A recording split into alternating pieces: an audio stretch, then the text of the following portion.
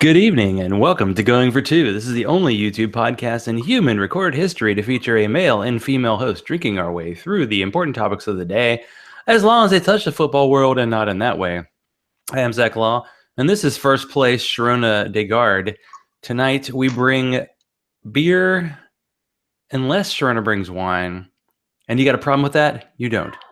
So what's happening there as I try to not hear my wife yelling at her cat in the other room? What's going on? I heard that. Hi, Zach. Hi. I am drinking wine in my new birthday wine glasses. Notice the I really like these. I didn't know they had like a UT or a Titans thing on there. They're just classy old plain glasses. Just plain glass. I'm not a huge fan of this particular wine. Now, I like the blend, but this is Three Thieves Cabernet Sauvignon. There is a red blend. I've got one around here somewhere. That's a lot better. But I bought that by mistake, and so anyway, but it's okay. So but the red blend's really good. Did they get the rights? So they had all three of the last three UT football head coaches on there? Come on. She's going to get the joke. It's going to happen in a few seconds. Three Thieves, come on. Oh. Stealing money. Oh, boy. That's wrong. It's too early. Okay, so Sharona went a little beer 101 here. So I think it was Mike Margosian, it might have been another friend of mine, who brought up the whole concept of buying beer and then holding on to it for a while and then drinking it later, because in Mike's theory, an $8 beer will be a $12 beer in a year because it'll taste that much better. So I purchased a few of these beers and I decided I was in a mood for a woody beer tonight. So I brought back, and I think I've had this on the show before, this is from Heavy Seas. It's called the Plank 4, and this is actually a Belgian-style quad aged on 4 different woods.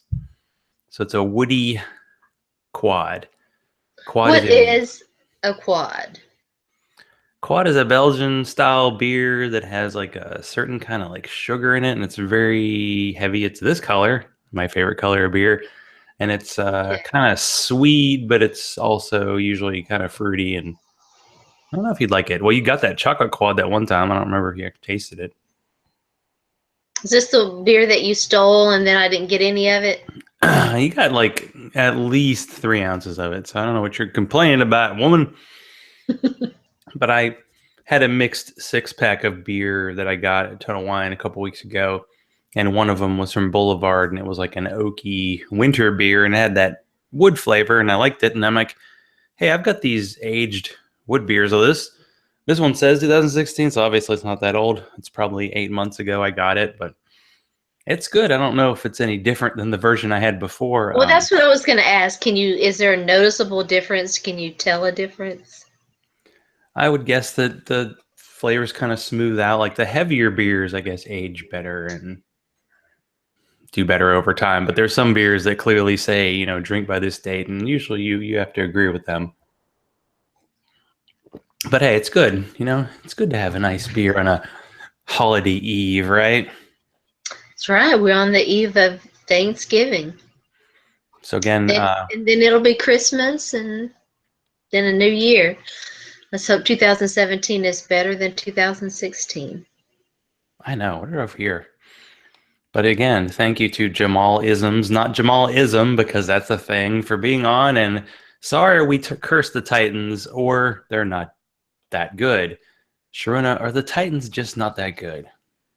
Well, how many games did they win the last 2 years? I mean, they have not been that good. They've won some games. They've lost some games they should have won. It's kind of typical Titans stuff. But, they just can't seem to beat the Colts. It's maddening, but that's what it is. Well, it's like the movie where the older fighter has to like figure out the younger fighter and like outthink him and do every trick in the book, because the Colts just burst out to that early lead and then they managed to hold on. There's a period in the game where I think Andrew Luck was like 4 for 16 throwing. Like, people talk about how Andrew Luck is like an overrated quarterback, and it really isn't that good. Like his career stats, I think, look similar to Ryan Tannehill. I might be wrong on that, but anyway, against the Titans, he never looks like a second-rate quarterback. But between the 21-0 and the 24-17, he kind of looked like a second-rate quarterback. He completed one 50-yard pass to, T.Y. Hilton because the Titans have a Pee Wee level secondary. But it's hard to come back from down 21-0 in the NFL. Now the Titans actually have the offense to do it. It's just weird because usually when they've lost this year, it's because they've turned the ball over. They didn't turn the ball over. They just didn't have the ball that long because the Colts had the ball the entire first half. So, yeah, and it just, didn't work out. It was odd. That 4th and 1 happened, and I think I sent Thomas Gower a joke like, well, man, if we had just had Sean Green, remember they always said he made every 3rd and 1? Yeah, DeMarco Murray didn't make it. I think he may have cut out when he should have gone straight up the gut, but they still would have had to score. They had a typical Titans rally drive where Mariota ran the ball to the 5-yard line and there was a holding call, and that wiped the play out. Taylor Lewan couldn't blow it for the Titans because he got injured, so way to go, Taylor. And I don't know. Made some plays. Tajay Sharp burned Vontae Davis for a touchdown. And that was a good call. 3rd and 1, ball in field goal range, play action, go deep. Mariota can throw the deep ball now. What happened? Yeah. He learned. He's obviously been practicing and it's like working younger players can get better. Yeah. Amazing, isn't it? But it leads us to a very strange, unusual, and perhaps dark place. The Titans being favored in a game. They're actually favored to win this week by a touchdown, because even the Bears with Jay Cutler they still would have been favored to beat them. But now they're starting Matt Barkley. I think it's possible that I've won as many NFL games as Matt Barkley has. I would have to double check that. I'm not so good with the stats tonight. But you just don't know. It's the NFL, right? Well, it's the Titans defense. I don't have that much confidence in this team to, they let the Browns hang in with them. We'll see how the Bears aren't very good, but, this is a Titans team that still doesn't seem to quite know who it is. Yeah. They might want to start spending some of those first-round picks on defense next year. They've been hitting the offense pretty hard lately. And I think they've been picking a lot of defense in the second round where all their picks suck. So that's not gone well. I saw that Dodd, who is the second-round linebacker, was a healthy scratch. Seems like he might not be coming along so fast, but some guys take a year. That's one thing you notice if you play IDP fantasy is there are a lot of highly drafted guys who need a year before they even get a shot. Yeah. So, yeah, you have to be patient. But, yeah, it was frustrating. And what made it even more frustrating is if the Titans had won, they would have been a half game out of first. And the Colts are playing the Steelers this week with Scott Tolzien because the Titans might have concussed Andrew Luck. We never know with quarterbacks.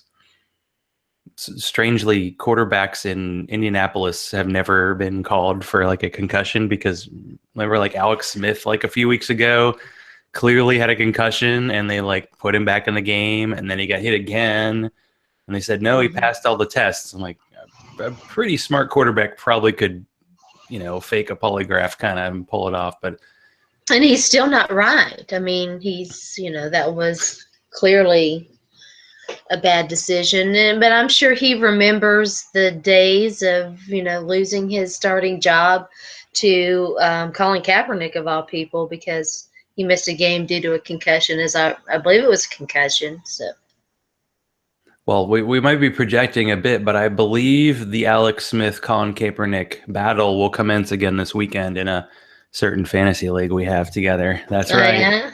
Quarterback streaming is the way to go. But I think I have to do something here. It's going to be a little embarrassing, but let's try it. I've never done this a cappella, so we'll see. Wish that I was on old Rocky Top down in the Tennessee hills. Ain't no smoggy smoke on Rocky Top. Ain't no telephone bills.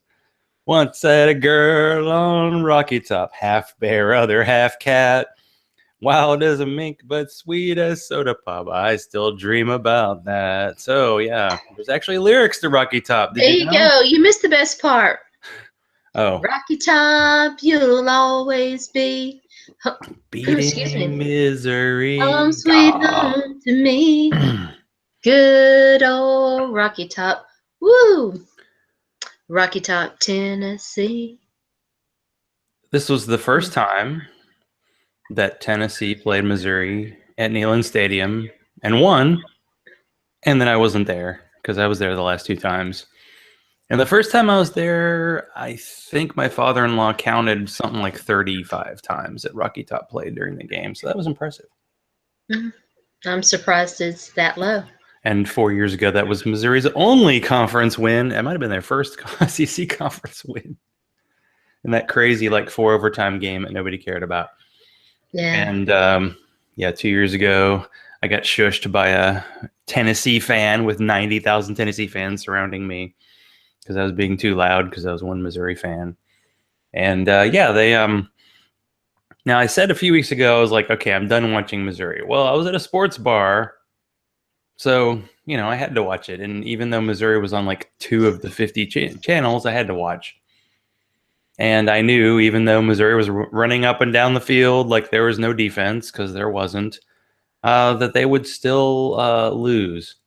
This is a fun fact. Now, Tennessee, in their football program history, has given up 720 or more offensive yards twice, and they won both times. Wow. And on Saturday, Missouri set a school record with 740 yards of offense. And that's really good for 2 games in the NFL. And they lost by 26 points. It's painful. Pretty amazing. That's getting fired level painful, but this is the first year with a new coach. I don't think that's happening. That's like a really, really weird stat. Yeah, I mean, it was a pretty close game, and then I think Tennessee scored to make it 42, and then they got like a pick 6 and a couple other long touchdowns, and that was the end of it. Yeah. And sadly, Missouri's one good player, the freshman running back who set the freshman record, got busted for pot because that's still a thing in the U.S. And so, yeah, they're playing Arkansas this week. Arkansas, who they act like they win the SEC West every year, and they're going to go 8-4 this year. So, yeah, I don't think of all the Friday games, that's one I think I might pass on.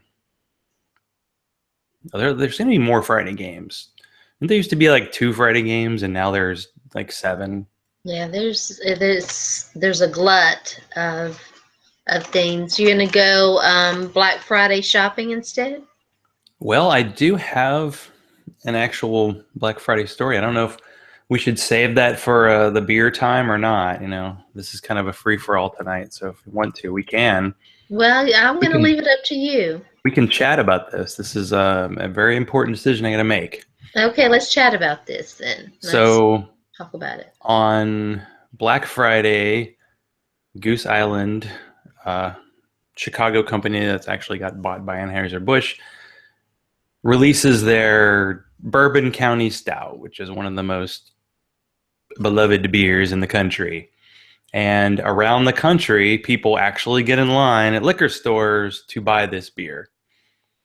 Now, I would rather be anywhere than standing in line for anything, but there is a place in Nashville that is, you get there at 8 o'clock when they open. They give you a ticket, which tells you what place in line you are. And then you can sit down and eat biscuits and gravy and hang out and wait for the beer to be ready at 10 o'clock. So that's something that could happen. That sounds like a good thing. Because there's actually beer for breakfast. I would endorse that. Well, I have one friend in Nashville who's a real beer guy, and sadly he's not going to be around, so we'll see. But it's like, well, if I'm going to stand in line for anything, that's going to be it. The only problem is, last year, famously, a lot of the batches of the Bourbon County Stout turned out not to be good, From what I hear, they actually pasteurized this year's version, which I'm not sure if that's normal for beer. So apparently it's going to be okay. But it's a rare beer. It's not available very often. And when I went to Taco Mac last week, they have a giant beer menu at Taco Mac.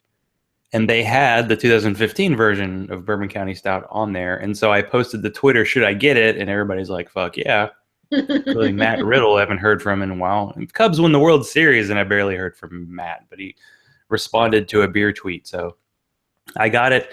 And bourbon beers are usually really boozy, but this one was like a freaking beer milkshake.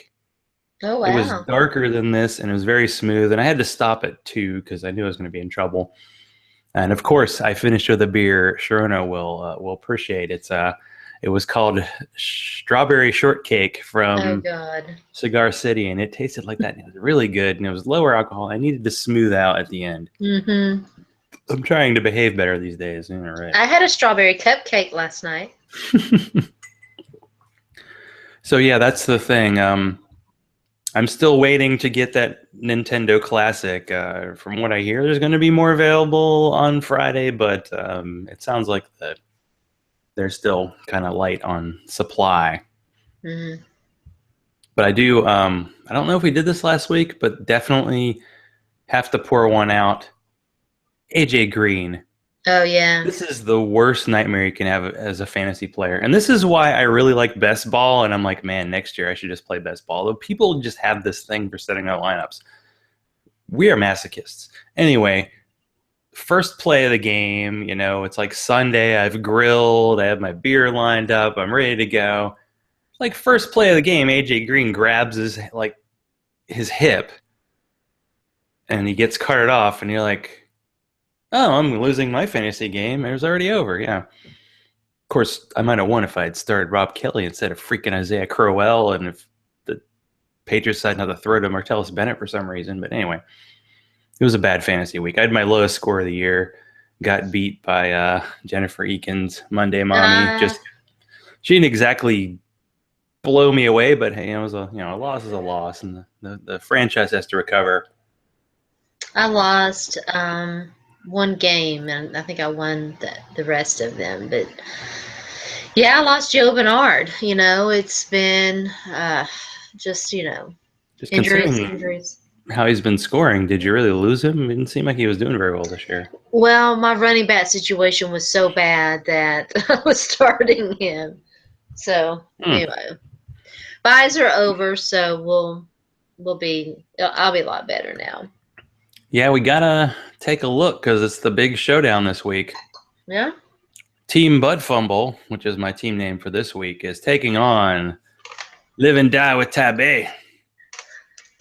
Now, Sharona has 2 losses this year, and one was in week 1 to me when I had the greatest scoring week ever. I had 4 receivers who scored like 30 points each and haven't done anything since. Oh, team, I see this. The Andrew Luck injury kind of throws my Dante Moncrief into the bench, but I've been just stocking up on injured guys, and suddenly my Thomas Rawls pickup has paid off, so he's going to be in the lineup. And I give in to inevitability, and I just say, okay, I'm living in a Colin Kaepernick world. He's this year's Blake Bortles, as in he is the quarterback on a team that sucks, but because they suck, they end up scoring a lot of points in the end of the game. And he runs the ball, which is nice to have in fantasy, Konami code type deal. So I'm going to have him because last week I started Tyrod Taylor and he scored like 9 points. And really, a fantasy football quarterback scored less than like 15. Your team sucks. So, and I do believe I have acquired 11 quarterbacks. So about a third of the NFL starters this year I've had on my roster because I just rotate through. Whereas I think Sharona's had Alex Smith all year, right? What? Yes. She don't listen to me. It's okay. Of course I do. This happens at a certain, level of relationship. You just stop listening. Shoot. I have no reason. I don't know. Rob Kelly or Dante Moncrief? Interesting. That just killed me. I was at a concert on Sunday, and I kept watching the score, and Rob Kelly just kept scoring more and more points, and it was like, oh, yeah, I started Isaiah Crowell, who had 8 carries for 10 yards. Oh, God. He looked really good earlier this year. He just, man, the Browns are just so putrid. Well, darn it. I mean, they're no Tennessee with their uniform colors, but it's close. I'm actually going to end up starting Dez over Alex Smith, but we'll leave that because, let's see. DeMarco Murray's questionable. Who else? DeMarco Murray always misses like Wednesday practice. Most vets do. Dak. Of course you're going to start Dak. Everybody starts Dak. Yeah. Terrence West, but Cameron Meredith. Wow, I had him on my team for a while. Maybe he'll actually do something this week. I had to play nobody in Chicago. Yeah, right. I might end up playing Brandon LaFell. He's questionable, but I might end up playing him over Cameron Meredith. Yeah, the injuries are definitely leading to attrition. There are a few leagues where Zach Miller, who probably got like in the 12th round, you were starting him and scoring a touchdown every other week and loving it, and then he got hurt.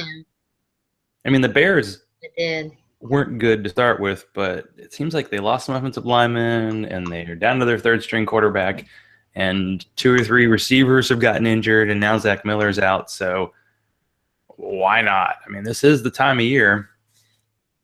I think it was this week last year that actually David Johnson finally got the starting role for the Cardinals. So guys pop up later in the year in fantasy. You have to pay attention. I was actually looking to see if Adrian Peterson was available, but Bob, Mr. Team Clutch, I think he actually drafted him. And he's been, Bob likes those consistent players, and Adrian Peterson's scoring a consistent 0, but he might come back.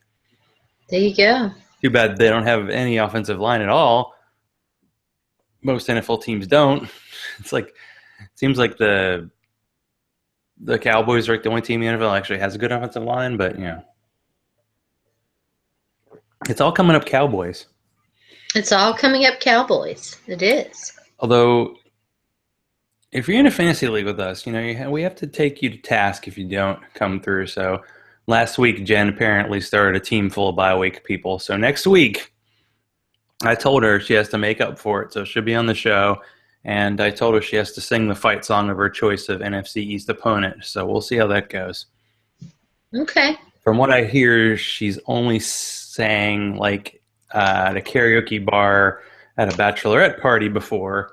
So we might have to get a couple ciders in her first before, she gets to the singing. But, I did my mango, was it Bud Light with mango once, so got to do something. There you go. Show you care. I know Jen has probably 50 fantasy lineups to fill out every week, but that's what you get for being big time, I have 3 teams, and I get a headache trying to start my lineup every week. I so love that King of the Hill League and like MFL 25s, even though I suck at them this year. The fact that it does the lineup for you is such a glorious thing. So much less to worry about, Yeah, I like best balls too. I think I'll always keep one where you have to, set your lineup and stuff, but yeah. Just not good at it, but it's hard to do it well. Because it's always like one fluky play. It's the difference between a great fantasy game and not. Like that play this week where Tyler Lockett reached the ball out to the end zone and he just missed. Like if he had gotten it in, that was 6 more points. And that's always the case. That's always how it goes. So how are you feeling this weekend? It's Tennessee, Vandy. Yes. And what shows the exciting state of college football is that Vandy is 5-6. You would think, Vandy needs to get a win, so they're 6-6 and they're bowl eligible. Mm-hmm. Actually, if Vandy loses, they're probably still going to a bowl. Because now if you're 5-7, because everybody has to have a bowl participation trophy, if you have a high enough graduation rate, we'll talk about Tennessee's graduation rate in a second, you get to go to those 5-7 bowls. But odd trivia, last year, 3 5-7 teams went to bowls, all 3 won. So there you go. Vandy could pull it off. But I don't know. I mean, I feel like I've been looking at the bowl projections, and it seems like Tennessee's going to like some kind of major bowl if they win this weekend. Like they're going to Orange Bowl or something. They're going to play like Oklahoma. So that actually turned out to be a pretty good season, right? Right? No? Well, I mean, it sounds whiny, I guess, or whatever, to say that that's not good enough. But what are the standards here? And it's not good enough. So I don't. Tennessee went into this season with all these expectations and whatever, and the program's been on the upswing, and then here we are, and I don't know. I hate to say, because I know so many people get bowl thirst and think that having a gazillion bowls where everybody gets a participation bowl is a wonderful thing. I think it devalues it, and it doesn't make it matter as much. And no, I'm not terribly excited about it. Mm-mm. Well, there was one year, I think it was like 1986, where Tennessee was like 1-5, and they won their last 5 games, and they finished 6-5. And back then, the Poulon Weed Eater Bowl was the only bowl that let 6-5 teams in, and they got in. And it was pretty rare. I used to have this book that had every college record, and there was one year like New Mexico went 10-1, but they lost to BYU, and BYU won the WAC, so they went to a bowl, and a 10-1 team didn't go. Now 6-6 MAC teams make it. It's I think Sun Belt 6-6, like Georgia State last year went at 6-6. So especially with these traditional powers, like Georgia fans are not going to be excited about the bowl they go to. Tennessee fans, I mean, they might actually go to a historically strong bowl, but the SEC East do a shit this year, and they did beat Florida, which is what you're supposed to do. The only problem is they lost to South Carolina, and then, of course, Alabama lose to Alabama, Texas A&M on the road, 7 turnovers. They almost won that. So, yeah, Tennessee could have a 10-game win season. I don't think the fan excitement's going to be that great because there was SEC East or bust this year. And even if they had, like, if Florida had lost to LSU and they go 9-3 and they lose to Alabama in the SEC championship game, the year's probably still considered a higher level because you win your division. It is. It absolutely is. Yeah, that's I don't care what you say, that's a more successful, not winning the SEC East is going, and frankly, sucking in the SEC is why I think it's time to move on from Butch Jones. That's what I shared with Sharona earlier this week. Oddly, Sharona, for her 100,000 more tweets than me, occasionally actually takes a break from social media, which is probably why she's more sane than me. So on Monday, I was sending like direct messages because, of course, there's always political nonsense going on now. But then the whole, like after the game, Butch Jones was talking about how the players, the seniors, they didn't win the championship, but they're champions of life. And then somebody pointed out that Tennessee's graduation rates are pretty bad or not great, so they might not even get a degree out of that. But yeah, it's about your expectations, and the Titans are probably ahead of expectations, but because they've kind of were a little bit higher last week, they disappointed us this week. And Missouri had no expectations, and they sadly finished even below that. So yeah, and my expectation this weekend is hopefully I can stay undefeated against Sharona in head-to-head matchups, because that would be nice to defeat you. I think you'd still be ahead of me on points because we split in had a horrible finish.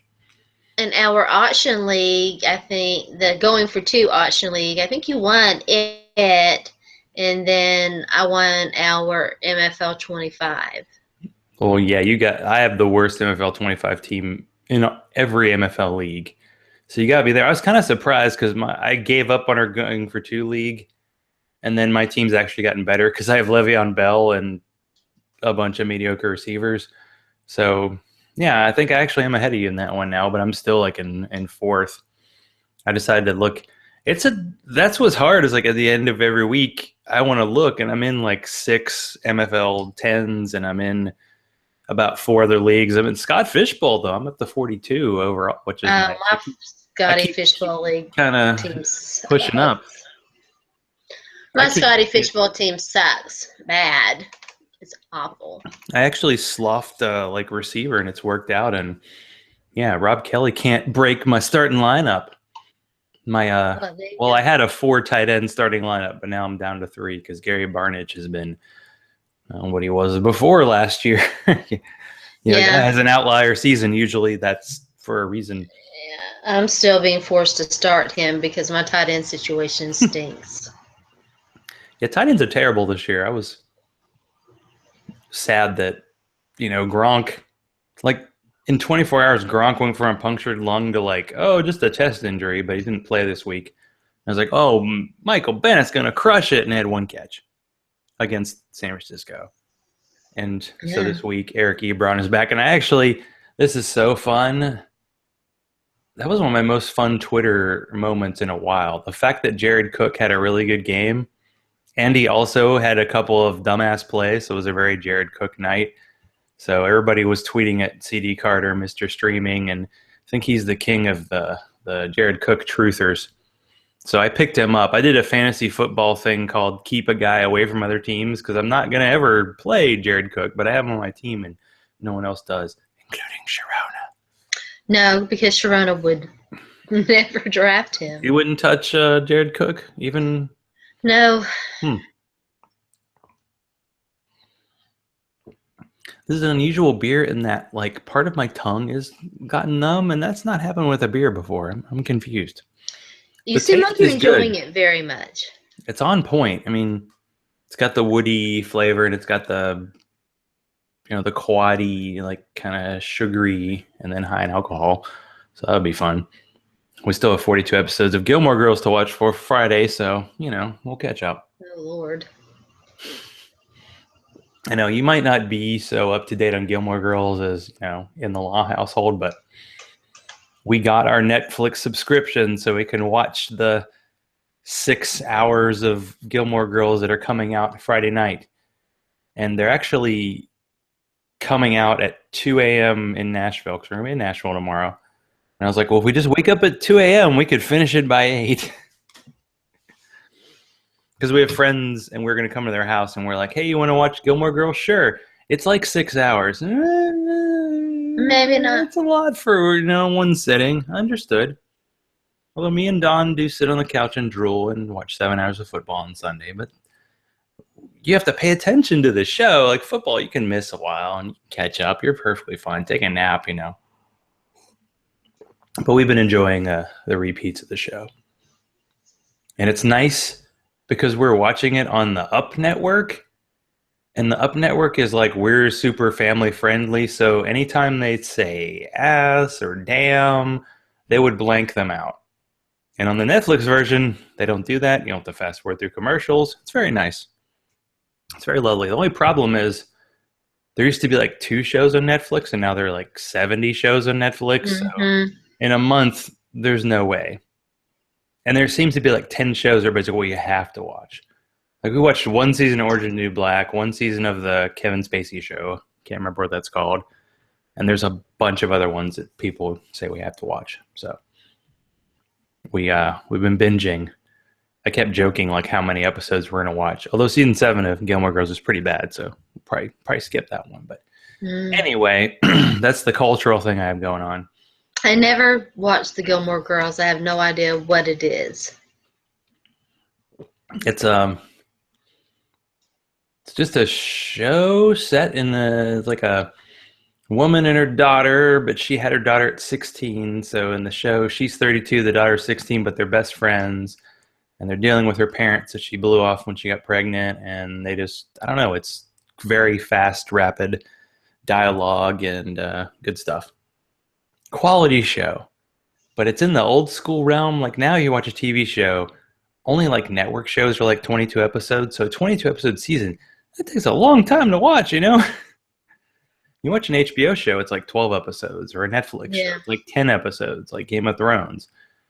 It's a long way to get through a season. It's a long arc, and there's a lot of quote unquote filler type stuff. But yeah, it's very unusual, but it's going to be fun. Good times. Do you still have Tai Bei on your roster there? Live and die with I Tai ne- Bei. I Oh wait, my never had dad him. drafted him. That's right. I forgot. Yeah, your dad did. Yeah, you got him in every other league. I My have dad him. drafted him on purpose. That was I funny. have him. I have him in Scotty Fishbowl. And I think I've dropped him in maybe have him in one other league. I've dropped him in. I had to. I have had so many injuries, and he just wasn't scoring, and so now he's got that score, and so you're starting to see his name creep back up on the waiver wires and stuff. It's kind of funny. Well, there probably hasn't been a bigger turnaround this year than Rashard Matthews, because he got benched for Andre Johnson, and then after that, he started scoring touchdowns. Benched. And, well, I mean, he was benched, but I think he played a lot. I mean, the Titans still run a lot of plays. We only have one receiver on the field, and that was Tajay Sharp, and now it's Rashard Matthews. Like, he was getting like 57% of the snaps. Now he's getting like 87, and he's not getting an amazing amount of targets, but he's had like 5 weeks in a row with a touchdown. 5 touchdowns probably would have led the Titans last year in receiving. Just, it's all about guessing numbers tonight. It's fun. That could be a pollster. But Tajay coming on. I mean, come on. 5th round rookie. I guarantee you look at his numbers at the end of the year, you're like, that was a pretty good year. He's going to be fine. But I wonder, and this is kind of a random thing, but everybody is doing, the mock drafts for next year because we can't not do that. And pretty much everyone I've seen, well, I've seen like 2, has been Titans cornerback and receiver in their first round. Because Rashard Matthews is playing so well and Tajay is doing okay, will the Titans pass on receiver like in the first round? They'll draft an offensive lineman. That's what they do. Well, they probably need to get a guard, but I could guess they could get somebody in free agency. Yeah, I don't know. I'm just intrigued, but it would be nice. I mean, imagine like Marcus Mariota with what the team already has, plus like an AJ Green kind of receiver. Like, that would be pretty awesome. I mean, before this year, I'd be like, well, he'd have to wait for the ball and flag it like a fair catch because he can't throw downfield. He's actually much better at throwing downfield this year. Hey, I admitted when I was wrong. Look at me. Hey. I don't know if I can do sports. You're not supposed to admit you're wrong. So, yeah. And I totally forgot they traded their 2 second-round picks to the Browns, so they don't even have a pick till the 3rd round to get it right tackle. It's ridiculous. It's all right. Don't even. No franchise fails to make mistakes, but the Titans make more than the rest. Like, they did really well trading down, and then they had to like burn 3 of the picks that they got in that trade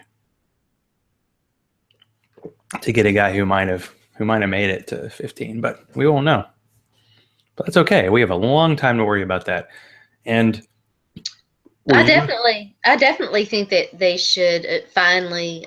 I've been begging them to address the secondary for years, and so yeah. I mean, I hope so. Yeah, I don't know. Now, was it Blake who got that interception in the 4th quarter? I think it was Bryce McCain. Oh, McCain. Okay, the guy who wears the long snapper number. Hey, it happened. It was good. A good play was rarely made. I really feel like Jason McCourty's the only cornerback they have that's like worthy of being on an NFL field, and I don't know if he's still worthy of being a number 1 anymore. I don't know. I'm always confused by the way NFL teams line up because it's always the number 1 receiver on like the 5th cornerback. It just seems like the way it works out. Or it's always Parrish Cox.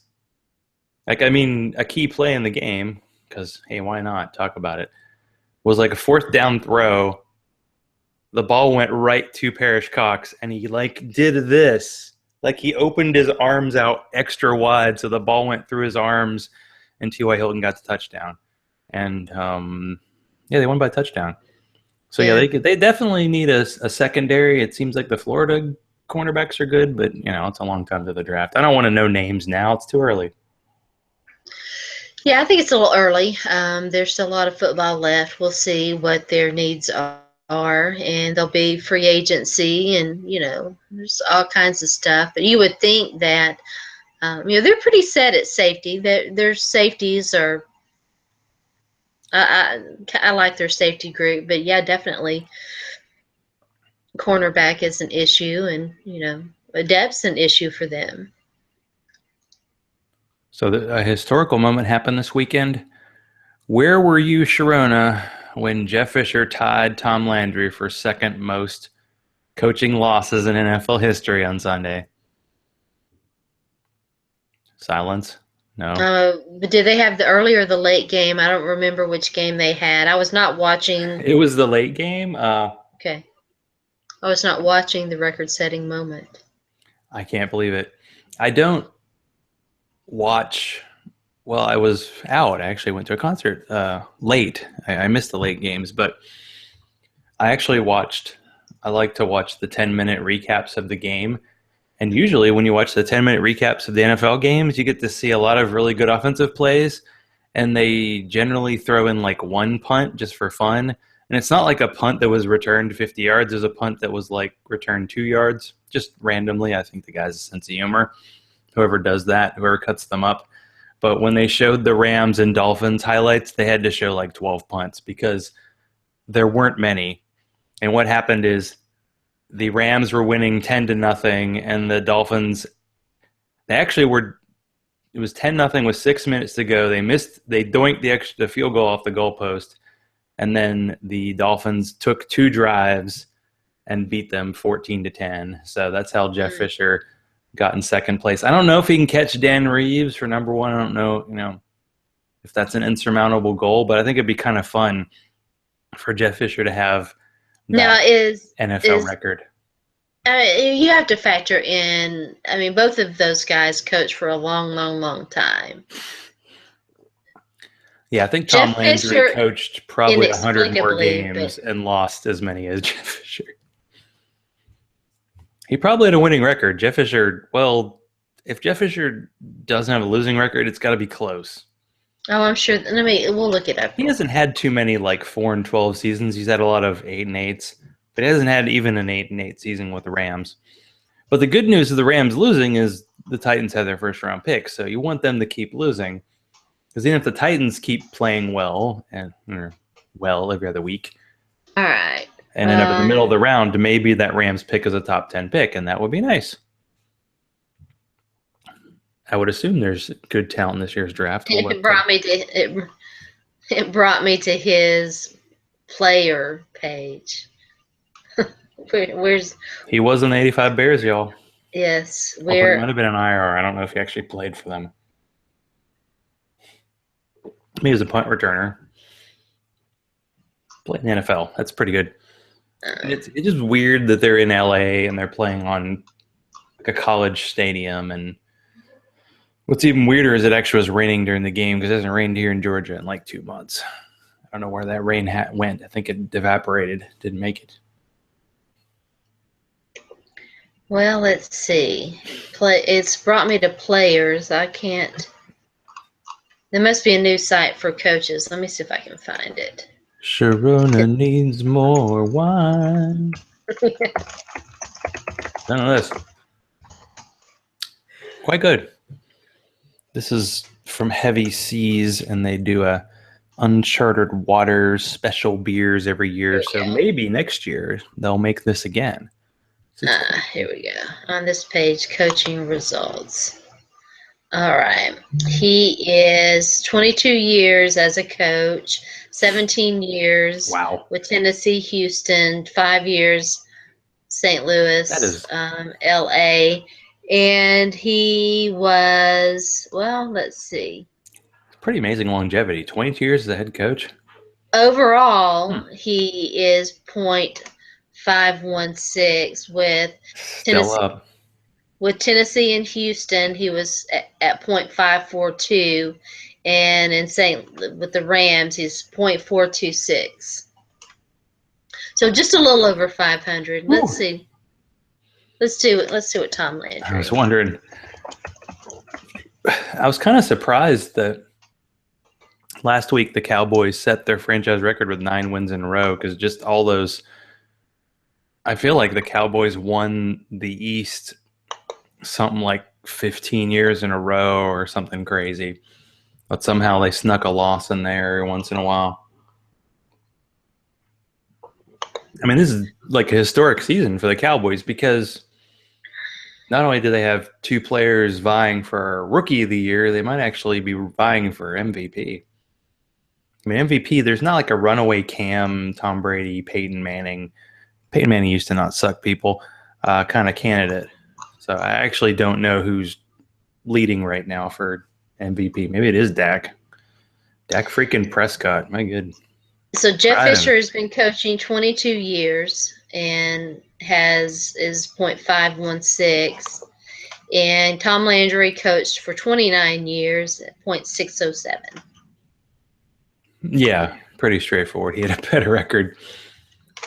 I feel like when Jerry Jones took over the Cowboys, Tom Landry had like maybe 1 losing record and he got fired. But it did work out. I mean, Jimmy Johnson, that worked out. Yeah, except that, Jerry Jones ran Jimmy Johnson off. I mean, it only worked out for like 5 years, but in the NFL, like longevity, it just doesn't happen. Yeah. I mean, look what happened with Green Bay. The last time Green Bay did make the playoffs was the last time the Titans made the playoffs. And they're all acting like their team's they're the team's the Browns because they have a losing record. Mm-hmm. Fans just have no chill right now. Yeah. I mean, look at Tennessee fans. You go 9-3 and you want to fire a coach. And probably because you probably have a 10-2, 11-1 squad, but Well, numbers can be used to, stats are for losers and all of that. But I mean,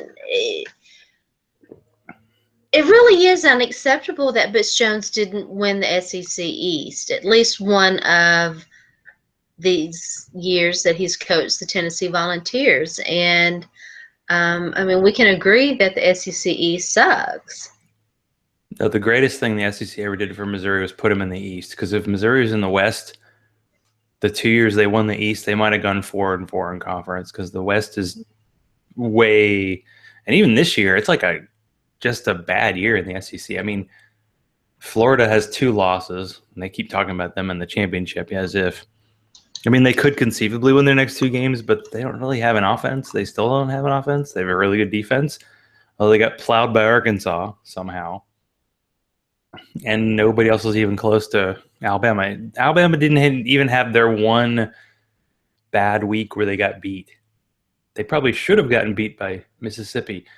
And Mississippi just lost to Vandy. Like, what happened to them? All coaches have brain freezes. But I kept watching that game, the Florida LSU oddly rescheduled game that was in LSU, and like LSU had 2 Heisman level running backs, and they still couldn't pull it off. So, sorry guys, you had a shot. I lost to South Carolina of all things. That just I called that blows my mind.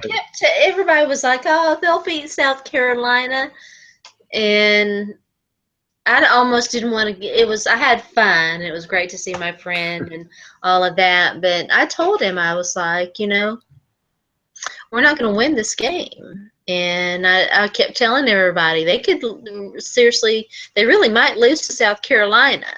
And everybody's, oh, yeah. I'm just going to go ahead and say it. Not everybody can hate me and be mad at me or whatever. I think that they'll lose to Vandy. Vandy lost to Missouri. I'm just saying. But they have a good defense. They have some good defensive players. Just saying, I think that they will. All right, with that bold statement in the rearview mirror, let's do it. Uh-oh. There isn't much, and sadly we already covered 2 of the 3 subjects on Over It or Not, but let's do it again. All right. I really should steer the conversation different directions when I know I have this waiting for us. Not a good host. Hashtag over it. Hashtag nah. Vandy, Tennessee week. Over it. Because I know Vandy beat Tennessee like once, but I feel like in the last like 50 years, Vandy's beat him like twice. But it happened. It did happen. It's very rare. It's a weird college rivalry. Okay, over it or nah. Baylor itching for a death penalty. What else does a school have to do? I'm trying to figure out which way to go with that because I'm not the way you phrased it. Fuck Baylor. I hope they get the death penalty. It won't happen again. It only happens. Well, Baylor is kind of like SMU was in the early 80s because they were like an upstart program. Like if they were a name brand, wouldn't have happened. Baylor. Yeah, in the past week, so was it an associate athletic director who choked a reporter, something like that? And then 2 more women were reported having been sexually assaulted, and the head coach that everybody defended had clearly heard about the rapes, and I think did nothing or didn't do enough. So fuck him, and if somebody else hires him next year, you suck. Yeah. You have no soul, but it's kind of standard operating procedure. And the final over it or nah, Jeff Fisher. Oh, darling, I've been over that for years. But there's some things in life you witness and you're never going to see again, like Missouri in the SEC championship game. We probably will not witness the likes of Jeff Fisher ever again. I mean, I'm pretty sure he took the Titans to the Super Bowl like in his 3rd year coaching, and somehow he's managed to get almost 20 years since. And I think maybe 1 playoff win, 2 in that time. He took over the team for Jack Pardee in '94. And so he was a full coach 95, 96, 97, 8, 5th year. 99. He had a good run because when the Titans were moving, they were like lame duck in Houston, lame duck in Memphis, lame duck playing in Vandy. Vandy of all places. Then they got to whatever Adelphia, whatever the hell they were called back then. Adelphia. And they didn't lose a game at home for a while. They went to the Super Bowl. They went to the playoffs like 7 out of 10 years or something. And then it all fell apart when they totally screwed up the salary cap. And they had that one good year in 2008 when they should have won the Super Bowl.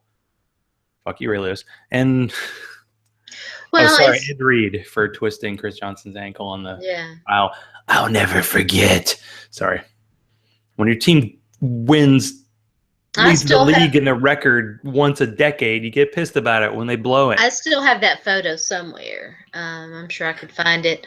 It's weird. I was thinking about the Titans and thinking about that success, and it's kind of weird because all of that was Houston. That was all players, and that team was in large part put together in Houston. And of course, they hit on Javon Curse in '99, and that was a big thing that helped them. But draft wise, who have they hit on? Since then, Chris Johnson. Yeah. Chris Johnson. The sad part about Chris Johnson is he had one really good year, but the team was dead when he started coming on. And it was all about that. And then he really wasn't he did a lot for his relative level of talent. I mean, he ended up almost 10,000 yards in the NFL. He almost got more than Eddie George. So had a good career, but after that, it's been rough. We hope Mariota pick works out, but yeah. Just a random fact, I was watching those 10-minute little cut-ups. And that's because, they hit on Steve McNair, Eddie George, and then Javon. Of course, they had Samari Roll and some other, good players. But what really have the Titans done since they moved to Nashville? Not a whole lot. Maybe they're too good too quick. But, I mean, Nashville, obviously in the South, the Falcons have been in Atlanta for 50 years, and it's going to be a college football town forever because college football had a 70-year like head start. But the way the Titans started, they did well. I mean, the Nashville Predators have to be really, really good to get a ton of attention because it's hockey in Nashville. But they're actually doing pretty well, I think. I mean, it's hockey. Come on, pay attention to hockey to the playoffs. But yeah, that's all that. But tomorrow is a big day. It's Thanksgiving. Mm-hmm. So I wanted to. Do you have, we can even go non-football, like certain memories or certain foods that you like having, or family gatherings that you've enjoyed in the past? It's always, for a long, long, long time, it's been a family gathering. And it's weird because it all kind of starts in the 1st of October, and it doesn't really and truly die down until the family stuff, until the end of the year, because we have birthdays and anniversary events and Thanksgiving and then Christmas and all of that. And with multitudes of families and stuff, you're constantly, so, my memory is of the family gathering, and it's a big, huge thing. And we eat a lot, and we watch football, and, so, yeah. What about you? Well, it used to be my dad's brother lives in Baton Rouge. So our family and their family would alternate. So we'd go to Baton Rouge, or they'd come to Nashville, and we would play the annual flag football game. My dad had first draft pick, so my older cousin and me played my older brother and my younger cousin. And my younger cousin was younger than everybody else by like 5 years.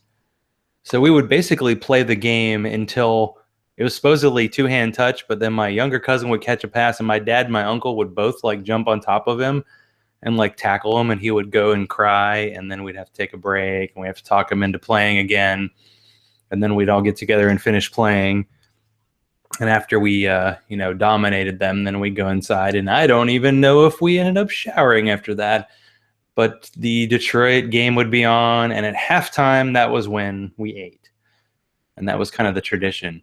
And now we have 3 games on Thanksgiving, so the football never ends. I just remember, who was the name of the lineman for the Titans? They played the one year they played the Lions and just beat the hell out of them. And the guy got a fumble and ran in for a touchdown. He did a turkey dance when he jumped into the end zone. I can't remember the guy. He was at a UCLA, but he had a relatively short career, but that was a nice play. But yeah, and even it's probably the sheer quantity of food that's a memory. It's always about my mom having enough potatoes and stuffing, which actually is dressing. That's what my wife taught me. Hey, if it's not in the bird, it's not stuffing. Anyway.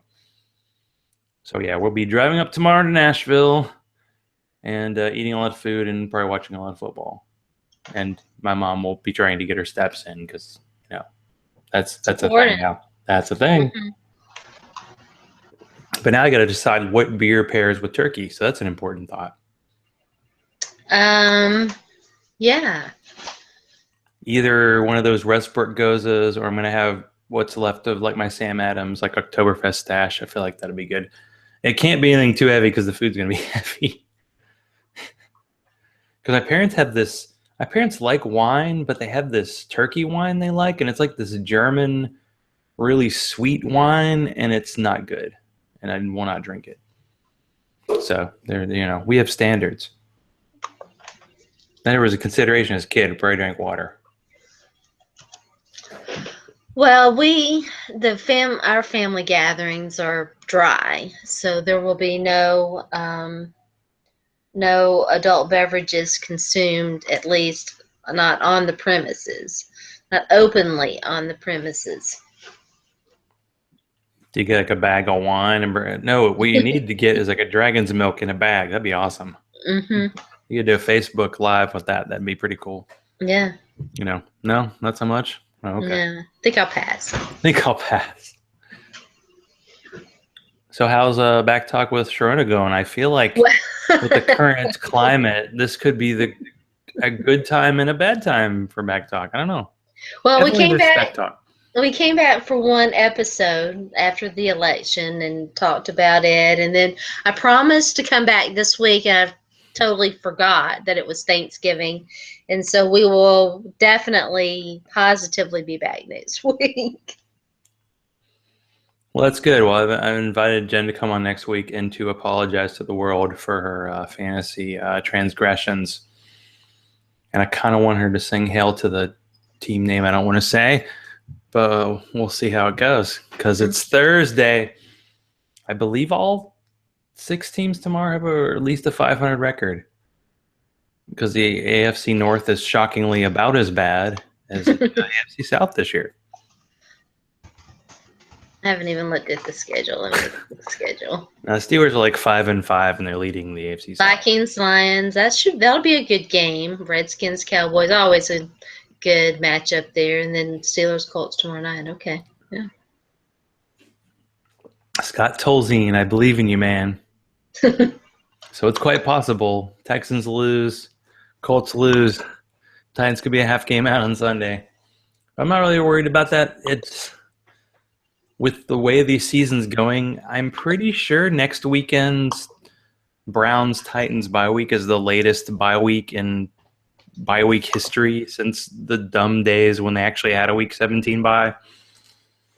And when the season started, people were like, well, Browns and Titans, they're not going to be key members of your fantasy team. Well, Marcus Mariota's been pretty consistent, and your team chock full of Titans have done pretty well. I mean, DeMarco Murray, I think, is one of 3 running backs who have 10 points in every game because he scores a touchdown every game. Like the last couple games, he hasn't even run that well. Well, sorry, that long touchdown run says the opposite. But, he's had a couple of down running games, in, relatively speaking, but he always gets a touchdown because DeMarco Murray must be fed.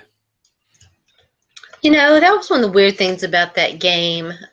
Derrick Henry at one touch or whatever. I just we'll have to have at the end of the year, at the end of the season, when it's all said and done, we'll have to do a show that talks about Dick LeBeau and Terry Robisky.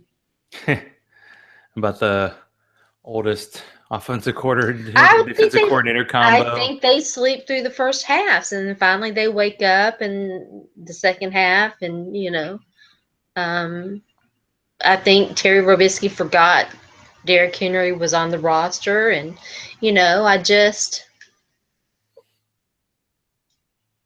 Well, I really think DeMarco Murray has been better than anybody thought. And because they got rid of Dexter McCluster, what a glorious day that was, they didn't have to put a running back to make it obvious they were on a passing down. And I guess he's better pass blocking, although Derrick Henry's actually a pretty good receiver. He just never got the ball thrown to him in college. And I think he'd be good enough, but it's almost that whole rookie thing where like a rookie has to prove it, but he hasn't really gotten a chance to prove it. And in a couple of games where he gets carries when the team's, like the Jacksonville game where it was a blowout, he's looked good. And it's unfortunate for him that the best starter on the team is the guy in front of him. But we'll see. I don't know. It's like a running back like him, like he needs to get the ball 20 times a game, and he's not going to get the ball 20 times a game maybe for 2 years. So we'll see. They don't have that Lendale White, Chris Johnson mix where they have obvious roles. Like when the season started, they were like, Derrick Henry's going to be the goal line back. No. DeMarco Murray's the 3-down back and goal line back the team hasn't had since like Eddie George. Like Chris Johnson, remember he got dumped at the goal line after like his big year? So for some really bad backups, Lendale White, you had a good year. So we'll see. We'll see. Me and Don, I think, will be tailgating on Sunday for Titans Bears. Last time we did that, we actually tailgated in his yard, and he had a Bears tent, and we had like a little fire going and everything. So we'll see. Like after this weekend of eating a lot and watching a lot of Netflix, will we have it in us for one more day on Sunday for NFL football? Or will we just say, you know what, football, take a day off. We're going to go Wii Sports. It's hard to say. But one of these days, we'll get Back Talk rolling. Maybe one of these days I actually tell Sharona I can be on Back Talk. Oh, interesting. And maybe one of these days I'll actually post another blog. I should really chat about the beers I have lately. And if I do Black Friday for this Bourbon County Stout, I will definitely have to do a video or post something about it because it seems like an event. I don't know if the beer is necessarily worth the wait. Like, is anything worth that wait? But the experience will be fun. So again, thank you, Sharona, for taking the time, getting ready for the show, bringing the special wine and beer. Thanks, everybody, for watching. Don, if you're still awake, good times, good tidings, and we'll see you later this weekend. And as we like to finish off, kiss margaritas.